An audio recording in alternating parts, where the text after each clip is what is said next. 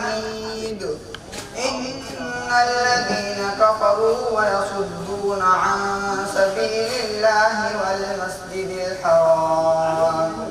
والمسجد الحرام الذي جعلناه للناس سواء العاكف فيه والباد ومن يرد فيه بإلحاد بظلم نذقه من عذاب أليم وإذ بوأنا لإبراهيم مكان البيت ألا تشرك بي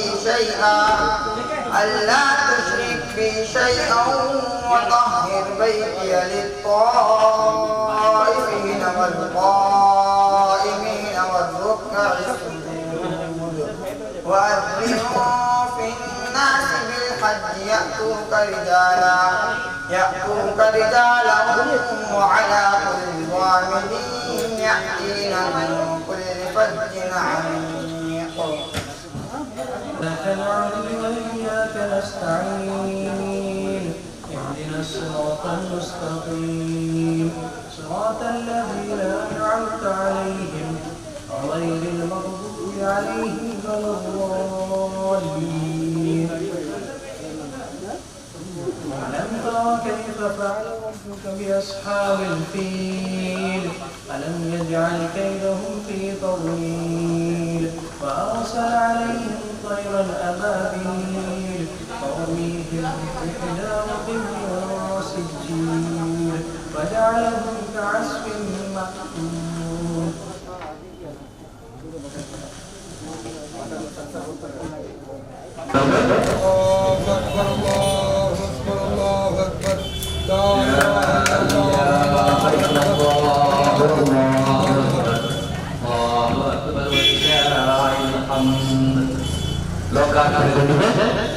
Parag Nx ಮಂಗಳೂರಿನ ಹೃದಯ ಭಾಗದಲ್ಲಿ ಬಹಳಷ್ಟು ಅದ್ಧೂರಿಯಾದಂತಹ ಪುರಾಣ ವಸ್ತ್ರ ಭಂಡಾರಗಳ ಮಳಿಗೆ ಲೋಕಾರ್ಪಣೆಗೊಂಡಿದೆ. ನಮ್ಮ ಎಲ್ಲ ಅತ್ಯುನ್ನತ ಮಾರಕ ಗಣ್ಯರನ್ನ ಈ ಒಂದು ವೇದಿಕೆಗೆ ಬಹಳಷ್ಟು ಪ್ರೀತಿಯಿಂದ ಬರಮಾಡಿಕೊಳ್ತಾ ಇದ್ದೇವೆ. ನಮ್ಮ ಎಲ್ಲ ಅಗ್ರಗಣ್ಯ ನಾಯಕರು ಈ ವೇದಿಕೆಯನ್ನು ಅಲಂಕರಿಸಬೇಕಾಗಿ ವಿನಂತಿಸ್ತಾ ಇದ್ದೇವೆ. ನಮ್ಮ ಎಲ್ಲ ಅಗ್ರಗಣ್ಯ ನಾಯಕರು ಬಹುಮಾನ್ಯರಾದ ಮೌಲಾನಾ ಯೂಸುಫ್ ಕಾಸಿಮಿ ಕೌಸರಿ, ಇಮಾಮ್ ನೂರ್ ಮಸ್ಜಿದ್ ಮಂಗಳೂರು, ಅದೇ ರೀತಿ ಕಾರ್ಪೊರೇಟರ್ ಮಂಗಳೂರು ಮಹಾನಗರ ಪಾಲಿಕೆ ಕಾರ್ಪೊರೇಟರ್ ಪೂರ್ಣಿಮಾ ಶ್ರೀಮತಿ ಪೂರ್ಣಿಮಾ, ಕಾರ್ಪೊರೇಟರ್ ಅಬ್ದುಲ್ ಕ್ಲಾಸಿಕ್ ನೀಡಲಿಕ್ಕಿದ್ದೇವೆ. ಬಹುಮಾನ್ಯರಾದ ಮೌಲಾನಾ ಯೂಸುಫ್ ಕಾಸಿಮಿ ಕೌಸರಿ, ಇಮಾಮ್ ನೂರ್ ಮಸ್ಜಿದ್ ಮಂಗಳೂರು ದುವಾದೊಂದಿಗೆ ಈ ಕಾರ್ಯಕ್ರಮಕ್ಕೆ ಚಾಲನೆ. اللهم إنا نسألك فعل الخيرات وترك المنكرات وحب المساكين وإذا أردت بعبادك فتنة فقبلنا إليك غير مفتونين. اللهم إنا نتوكل عليك. اللهم ربنا عليك توكلنا وإليك أنبنا وإليك المصير. اللهم بارك لنا في كل أمورنا بركة تامة كما باركت على عبادك الصالحين. اللهم بارك لنا في تجاراتنا ومعاملاتنا ومعاشراتنا وسائر أمورنا يا أرحم الراحمين. اللهم إنا نعوذ بك من الكفر والشرك والنفاق والفقر والفاقة برحمتك يا أرحم الراحمين. آمين برحمتك يا أرحم الراحمين. صلى الله تعالى وسلم على خير خلقه سيدنا محمد وآله وصحبه أجمعين. سبحان ربك رب العزة عما يصفون وسلام على المرسلين والحمد لله رب العالمين. ನೇತೃತ್ವ ನೀಡಿದ ಉಪನ್ಯಾಸದ ಉತ್ಸಾಹಕ್ಕೆ ಧನ್ಯವಾದಗಳನ್ನು ಸಮರ್ಪಿಸುತ್ತಾ, ಸತ್ಯವೇ ನಮ್ಮ ಪ್ರಚಾರ, ಧರ್ಮವೇ ನಮ್ಮ ಆಚಾರ, ಶಾಂತಿಯೇ ನಮ್ಮ ಸ್ವಭಾವ, ಪ್ರೇಮವೇ ನಮ್ಮ ಸ್ವರೂಪ. ವೇದಿಕೆಯಲ್ಲಿರುವ ಗಣ್ಯರನ್ನು ಆಗಮಿಸಿದ ನಮ್ಮ ನಿಮ್ಮೆಲ್ಲರ ಆತ್ಮೀಯ ನುಡಿಗಳಿಗೆ ಸ್ವಾಗತಿಸ್ತಾ ಇದ್ದೇನೆ. ಲಕ್ಷಾಂತರ ಜನರ ಮೆಚ್ಚುಗೆಗೆ ಪಾತ್ರವಾದ ಪರಾಗ್ NX ಈ ಸುಂದರ ಮಳಿಗೆಯನ್ನ ಈಗಾಗಲೇ ಉದ್ಘಾಟನಾ ದೌತ್ಯವನ್ನು ನೆರವೇರಿಸಿದ ಬಹುಮಾನ್ಯರಾದ ಮೌಲಾನಾ ಯೂಸುಫ್ ಕಾಸಿಮಿ ಕೌಸರಿ ಇವರಿಗೆ ನಮ್ಮ ನಿಮ್ಮೆಲ್ಲರ ಪರವಾಗಿ ಆತ್ಮೀಯವಾದಂತಹ ಸ್ವಾಗತವನ್ನು ಬಯಸ್ತಾ ಇದ್ದೇವೆ. ಇವರಿಗೆ ಇರ್ಷಾದ್ ಅವರು ಒಂದು ಪುಷ್ಪಗುಚ್ಛವನ್ನು ನೀಡಿ ಈ ಕಾರ್ಯಕ್ರಮಕ್ಕೆ ಆದ್ಯತೆಯ ಸ್ವಾಗತ ಮಾಡಬೇಕಾಗಿ ವಿನಂತಿಸ್ತಾ ಇದ್ದೇವೆ. ಪ್ರೀತಿಯಿಂದ ಸ್ವಾಗತ ಮಾಡಬೇಕಾಗಿ ವಿನಂತಿಸ್ತಾ ಇದ್ದೇವೆ. ಅದೇ ರೀತಿ ನಮ್ಮ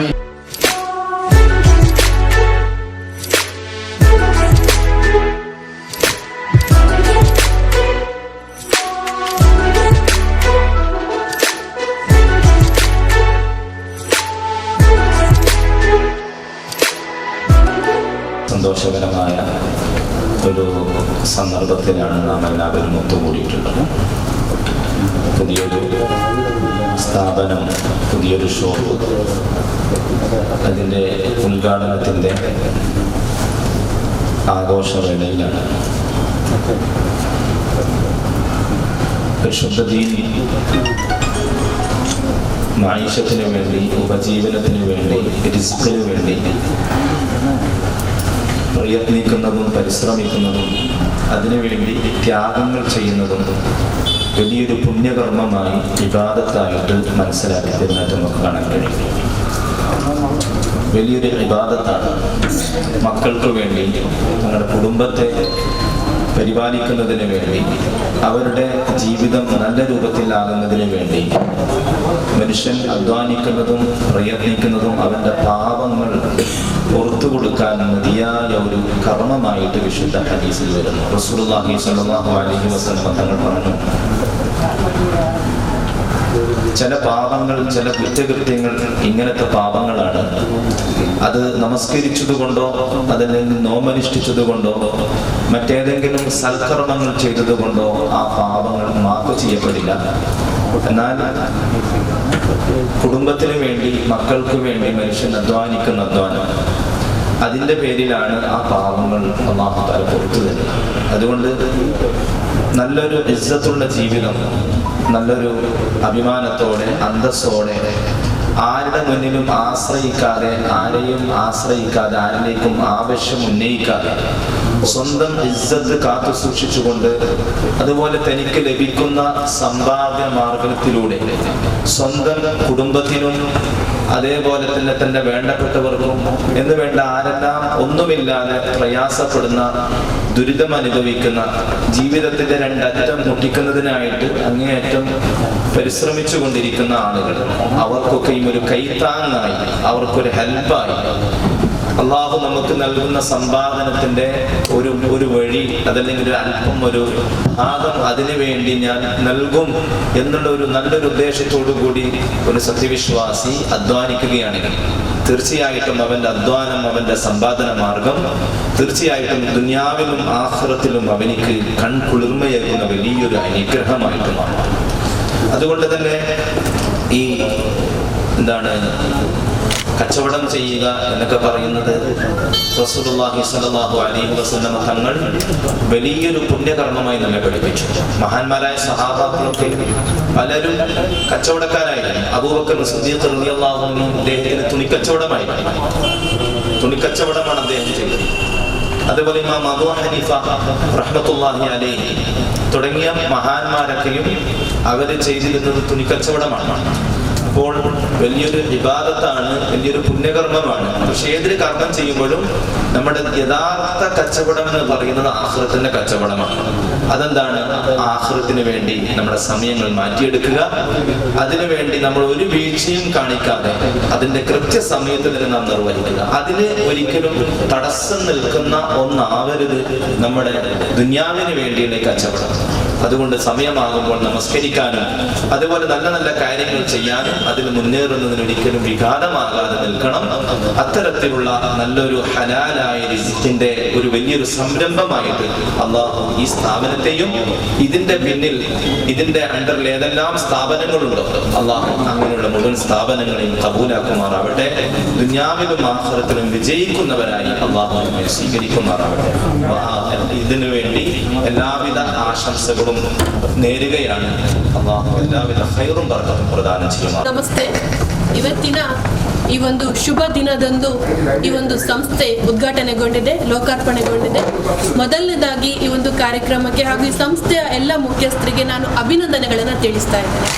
ಹಾಗೆ ಇವತ್ತಿನ ಈ ಒಂದು ಕಾರ್ಯಕ್ರಮಕ್ಕೆ ಧರ್ಮದ ಹಿರಿಯರು ಇದ್ದಾರೆ, ಹಾಗೆ ಆಯಾಯ ಪ್ರಮುಖ ಜವಾಬ್ದಾರಿಗಳನ್ನು ಹೆಸರನ್ನು ಪಡ್ಕೊಂಡಂತಹ ಎಲ್ಲ ಹಿರಿಯರಿದ್ದಾರೆ, ಹಾಗೆ ಎಲ್ಲ ಈ ಸಂಸ್ಥೆಯ ಪ್ರಮುಖರಿದ್ದಾರೆ, ಹಾಗೆ ಎಲ್ಲ ಸಂಬಂಧಪಟ್ಟವರು ಎಲ್ಲರೂ ಇದ್ದಾರೆ.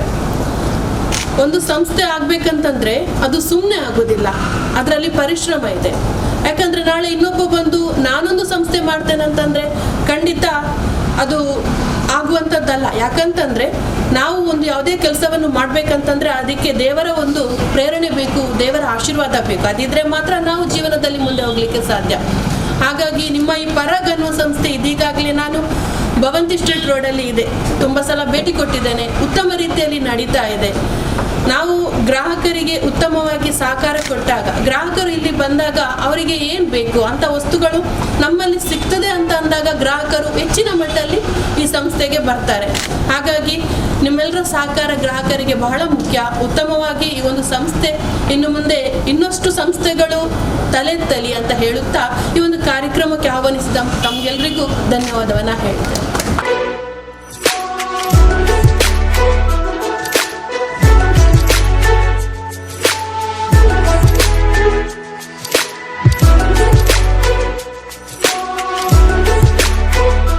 ಬಹುಶಃ ಪರಾಗ್ ಸಂಸ್ಥೆ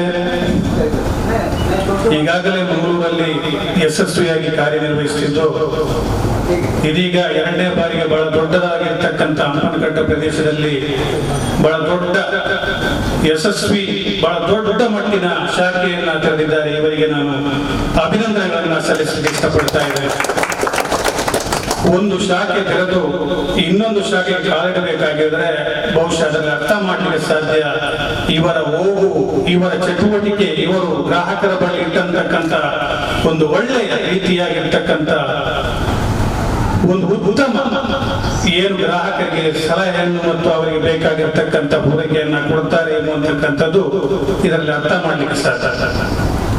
ಪ್ರವಾದಿಯವರು ಹೇಳ್ತಾರೆ, ಒಬ್ಬ ವ್ಯಕ್ತಿ ಅವನ ನಾಲಿಗೆಯಿಂದ ಬಹಳಷ್ಟು ದೊಡ್ಡ ಮಟ್ಟಿನ ಯಶಸ್ವಿ ಮಾಡಲಿಕ್ಕೆ ಸಾಧ್ಯ, ಅಥವಾ ಬಹಳಷ್ಟು ಕೆಳಗಿನ ಮಟ್ಟಿನ ಯಶಸ್ವಿ ಮಾಡಲಿಕ್ಕೂ ಸಾಧ್ಯ ಅಂತ ಹೇಳಿ ಅದಕ್ಕೆ ಪೂರಕವಾಗಿ ಬಸವಣ್ಣನವರು ಹೇಳ್ತಾರೆ.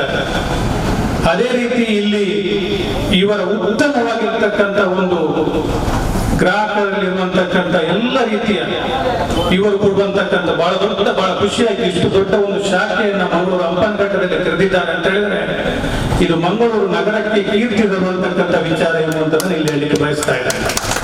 ಆದ್ದರಿಂದ ಬಹಳಷ್ಟು ದೊಡ್ಡ ಉತ್ತಮ ಮಾತಾಡಲಿಕ್ಕೆ ಅವಕಾಶ ಮಾಡಿಕೊಟ್ಟಿರ್ತಕ್ಕಂಥ ತಮಗೆಲ್ಲರಿಗೂ ವಂದಿಸ್ತಾ ಇರ್ಷಾದ್ ಮತ್ತು ಅವರ ತಂಡಕ್ಕೆ ನಾನು ಶುಭಾಶಯ ಹೇಳ್ತಾ ಇದ್ದೇನೆ. ಅದೇ ರೀತಿ ಬಹಳ ಸರಳ ಸಜ್ಜನಿಕೆ ವ್ಯಕ್ತಿತ್ವ. ನನ್ನ ಬಳಿ ಬಂದು ಮಾತಾಡುವಾಗ ನನಗೆ ಬಹಳ ಖುಷಿಯಾಗಿ ಒಂದು ಶಾಖೆಯನ್ನು ನಿರ್ಮಾಣ ಮಾಡಿ ಸರಳತೆ, ಬಹಳ ಸರಳತೆ ಅಂತ ಹೇಳಿ ಸಾಮಾನ್ಯ ಸರಳತೆಯಲ್ಲಿರುವಂತಕ್ಕಂಥ ತಂಡ ಇವರು. ಇನ್ಶಾ ಅಲ್ಲಾಹನ ಕೃಪೆಯಿಂದ ಇನ್ನಷ್ಟು ಸಾವಿರಾರು ಸಂಸ್ಥೆಗಳು ತೆರೆಯಲಿಕ್ಕೆ ಅಲ್ಲಾಹನು ಅನುಗ್ರಹಿಸಲಿ ಅಂತಕ್ಕಂಥ ಮಾತನ್ನು ಹೇಳ್ತಾ ನನ್ನ ಮಾತನ್ನು ಕೊಡಿಸ್ತೇನೆ. ಜೈ ವಿಜಯ ಕರ್ನಾಟಕ.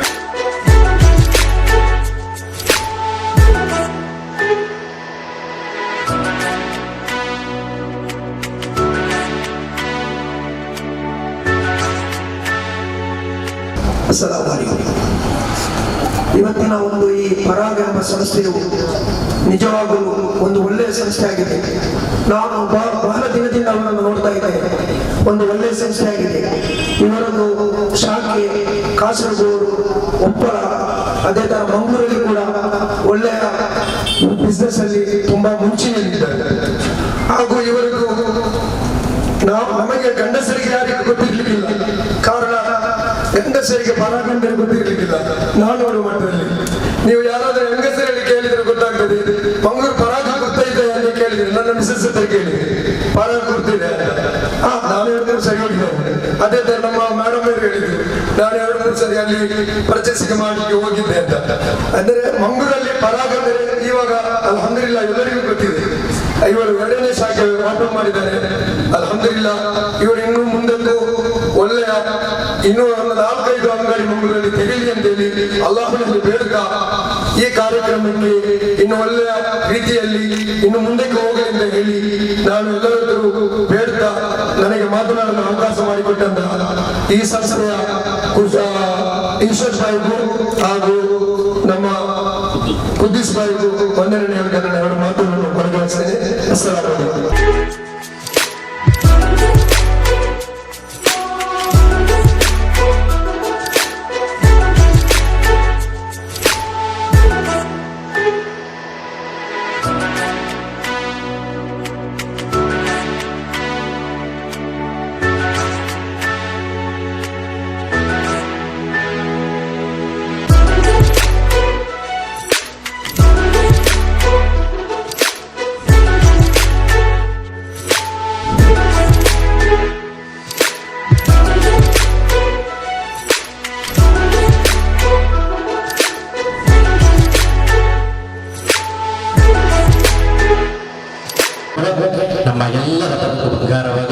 ಬಹಳ ಶೃಂಗಾರವಾಗಲಿದೆ. ಈ ಸಂದರ್ಭದಲ್ಲಿ ಹಾರೈಸುತ್ತಾ ಪರಾಗ ಸಂಸ್ಥೆ ಮತ್ತಷ್ಟು ಇನ್ನಷ್ಟು ಬೆಳೆಯಲಿ ಎಂಬ ಶುಭವನ್ನು ನೀಡುತ್ತಾ ಈ ಕಾರ್ಯಕ್ರಮಕ್ಕೆ ಅಂತಿಮವಾಗಿ ಎಲ್ಲರಿಗೂ ಧನ್ಯವಾದವನ್ನು ಸಮರ್ಪಿಸಿ ಈ ಕಾರ್ಯಕ್ರಮವನ್ನು ಮುಕ್ತಾಯಗೊಳಿಸ್ತಾ ಇದ್ದೇವೆ. ಇದೀಗ ಲಘು ಉಪಹಾರಕ್ಕಾಗಿ ನಮ್ಮ ಎಲ್ಲ ಗಣ್ಯರು ಲಘು ಉಪಹಾರವನ್ನು ಪಡ್ಕೋಬೇಕು, ನಮ್ಮೊಂದಿಗೆ ಸಹಕರಿಸಬೇಕು. ಇನ್ನು ಮುಂದಿನ ದಿನಗಳಲ್ಲಿ ಪರಾಗ ಸಂಸ್ಥೆಗೆ ತಂದು ಹರಿವು ಬರಲಿ, ಉನ್ನತ ಮಟ್ಟಕ್ಕೆ ಏರಲಿ. ಪರಾಗ ಸಂಸ್ಥೆ